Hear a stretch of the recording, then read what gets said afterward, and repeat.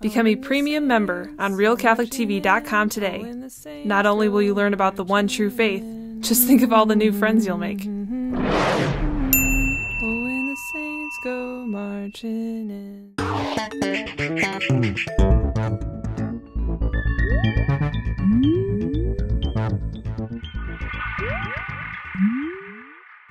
Hello, everyone, and welcome to The Vortex, where lies and falsehoods are trapped and exposed. I'm Michael Voris.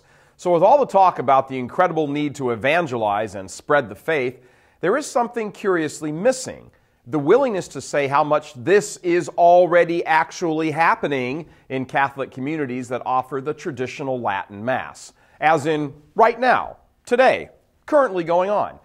We do a lot of traveling around the United States and the world. We meet thousands of Catholics in dozens and dozens of different settings from every race and nationality you can imagine. In just the past 6 months alone, we've been invited to speak to parishes and other groups in Denver, Colorado, Edmonton, Alberta, Canada, Toronto, Ontario, Ottawa, Ontario, Cleveland, Ohio, Dallas, Texas, Lafayette, Louisiana, Manila, Cebu, Bacolod, and Davao City in the Philippines, Lagos, Port Harcourt, and Abuja, Nigeria, Washington, D.C., Sacramento, California, Minneapolis, Minnesota, Summit, New Jersey, Rome, Italy, Evansville, Indiana, Rome, New York, El Paso, Texas, San Diego, California, Tulsa, Oklahoma, Clearwater, Florida, and Toulon, France. And that's just in the last 6 months. In the next month, we'll be adding to those numbers, traveling to Auckland, New Zealand, as well as Melbourne, Canberra, Wagga Wagga, and Sydney in Australia. We've logged over 100,000 miles and met thousands and thousands of Catholics in this time. Everywhere we go, it's incredibly uplifting and massively encouraging to meet and hang with Catholics absolutely on fire for their faith. Sure, they need some reinforcement. We all do. The faith is constantly being beaten down and attacked. All that said, the near constant thread we see running through all of these locations and people is a great love for tradition, especially the traditional Latin Mass.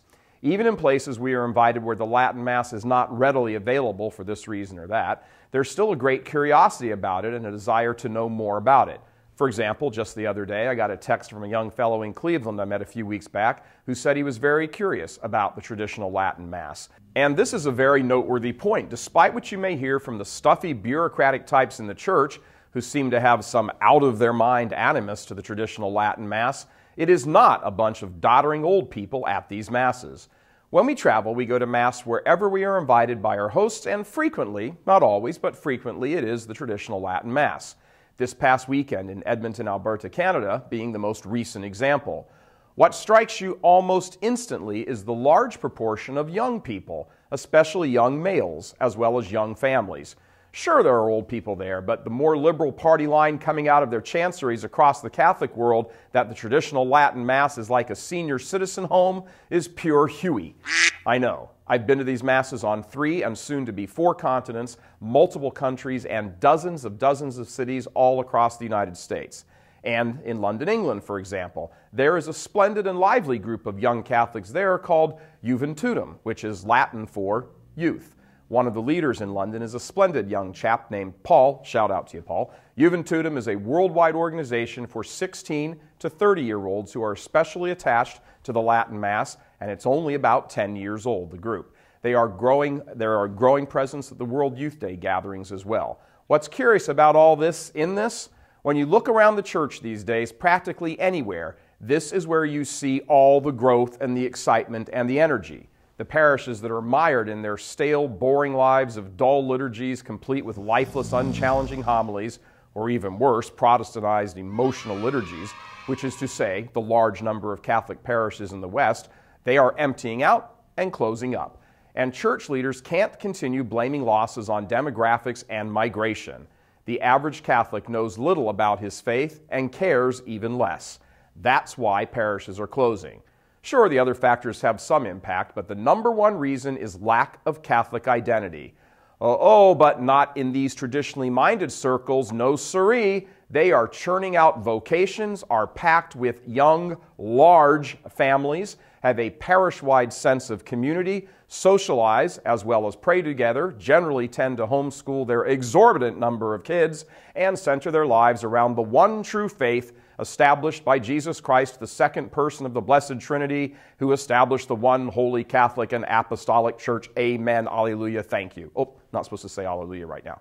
They know their faith. They make sure their kids know their faith. They live the faith. And most importantly, they love the faith.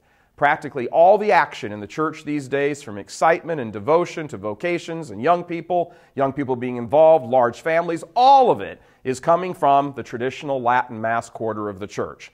Again, I'm not reading this in brochures or promotional videos as if such things even existed in the first place. I'm seeing it with my own peepers almost everywhere I go. As the liberal establishment church of the last half of the 20th century turns old and gray and fades away, one can only hope that its liberal and decidedly non-Catholic approach to the church's mission of saving souls fades away right along with it. As you look around who's clogging the ranks of seminaries these days, as Father Z pointed out in his superb blog earlier this week, it's not hard at all to see where the church will be in the next 20 years. Here's a clue. It's going to be very hard to hear the drums and the tambourines over all that Gregorian chant. And here's a shout out to the liberal Catholic crowd, the few of you that are left. If you can't beat them, join them. After all, you made a living of fomenting revolution in the halcyon days of the 1960s and 70s. Well, here's the newest revolution you can sign up for now. And never forget that what's old is new again. God love you. I'm Michael Voris.